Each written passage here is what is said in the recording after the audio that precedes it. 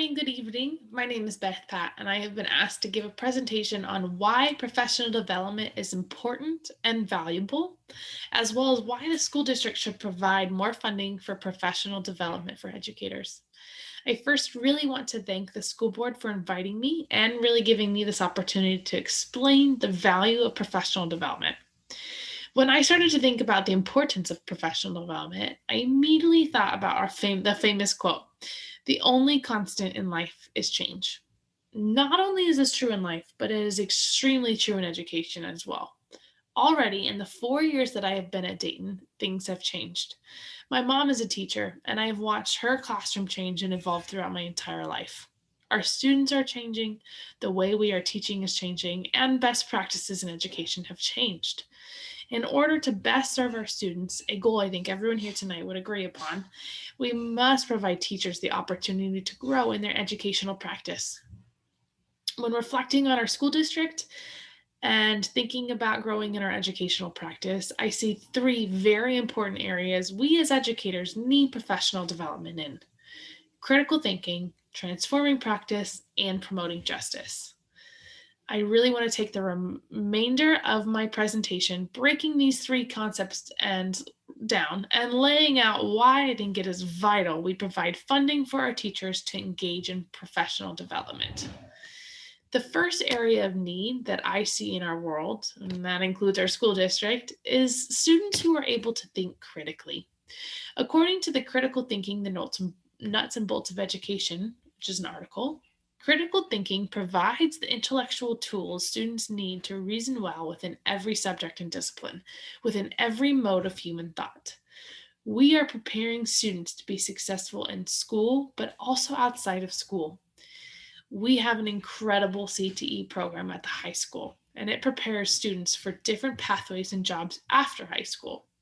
We have poured a lot of time, money, commitment, and resources to this program, and it's an incredible program and absolutely worth it. Our CTE program cannot be the only way we prepare students for after high school, however. They must be able to think critically, right? To quote Vera Schneider, I firmly believe that we must, as educators, equip our students with the skills and strategies to think critically in order to solve problems. Imagine if we could incorporate critical thinking skills into all classrooms K 12 in our district. Students would be able to reason, solve problems, analyze, evaluate, and apply these skills across subjects. Our motto is a district with heart, developing minds. Critical thinking skills is how we develop minds. There was a study done by Barak Miri, Ben David, and Zoller Yuri on purposely teaching for the promotion of higher order thinking skills. And this article found that there was no significant differences found in critical thinking skills when they compared high school science and non-science majors from traditional classes that their teachers did not declare to purposely promote higher order thinking. Students who were taught critical thinking skills grew and improved upon critical thinking skills in the 3 year long study. This study is really important because it shows that critical thinking skills can be taught, but most importantly, that unless we are explicitly teaching critical thinking in our classrooms, students will not have the growth in critical thinking that we want. In order for us to be teaching critical thinking in our classrooms, teachers must have the professional development on critical thinking. And that sort of leads into my second area, which is transforming practice. I stated in the beginning that the only thing constant is change. As educators, we must continue to transform our own practice to meet this change. Transforming practice lends itself well into thinking critically, because as educators, it involves us to reflect on our own teaching and then challenge and improve our practice. As educators, we should be asking ourselves these three questions, and I got these from Eloise Hockett. What did I do? What was the result? What could I do differently? Reflecting on these questions will allow us to adapt and make changes in our practice, and then ask these questions again, continue to grow and improve, right? So it almost becomes a cycle. I teach first grade, and I do not expect my students to be able to solve subtraction problems without first teaching them the skills to be able to solve more complex problems. We shouldn't be expecting us as educators to transform our practice either without being taught the skills to do so. This is where professional development funding is so crucial. According to Eloise Hockett, transforming practice involves honest examination of one's own behaviors and biases. When I reflect on my own biases and our district biases, this is where I see how important promoting justice is. I just watched a TED Talk by Rita Pearson, and she explains that every student needs a champion. We have one of the most incredible jobs in the world. What we do, say, and teach our students matters, and we can be their champion. One way I see us better championing for our students is by promoting justice in our schools. Teaching social justice must be an educational philosophy we adapt, and that includes promoting socioeconomic equality. We're a Title I school district. 80% of our students qualify for free and reduced lunch. To promote justice in our school district, we must, as educators, we must be educators that teach with poverty in mind. As teachers, we promote justice when we make sure that we advocate for the needs of all of our students, and we make sure that all of our students have the opportunity to learn. I think Dayton does such a good job of this, but we always have room to improve and grow. Another area that I see we could use to improve upon promoting justice in Dayton is the idea of the danger of a single story. This idea is from a TED Talk by Ngozi Adichie, who tells her story about how she grew up only reading and writing about white characters. She's a Black woman who was born in Nigeria. And she warns about the danger of a single story, how it can lead people to forming stereotypes. Amanda Gorman's poetry has really moved me this year, and she too did not experience a story with a character that looked like her until 8th grade.